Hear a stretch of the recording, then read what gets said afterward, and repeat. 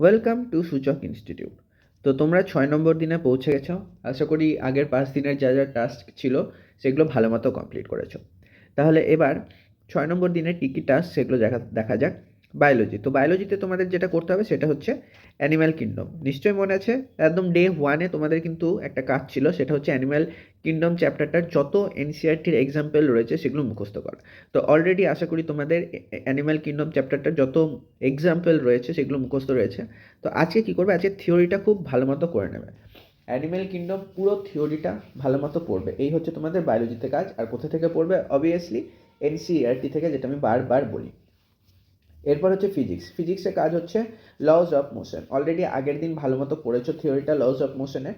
আজকে কী কাজ হবে, সেই থিওরিটা রিভাইজ করবে এবং তার ওপর মোটামুটি 50টার মতো এমসিকিউ তো অবশ্যই সলভ করবে লজ অফ মোশন চ্যাপ্টারটা। এই হচ্ছে ফিজিক্সের কাজ। এরপর চলে আসি কেমিস্ট্রিতে। এর আগের দিন হাইড্রোকার্বন চ্যাপ্টারটার থিওরি তোমরা পড়েছো ভালো মতো। তাহলে আজকে কী কাজ হবে, আজকে হবে সেই থিওরিটা আবার রিভাইজ করো, আর ঠিক তেমনই 50টা এমসিকিউ ভালো মতো কমপ্লিট করো। এই হচ্ছে কেমিস্ট্রির কাজ। তাহলে 6 নম্বর দিনের কাজটা আজকে অবশ্যই শেষ করে দাও। তো প্লিজ শেয়ার অ্যান্ড সাবস্ক্রাইব।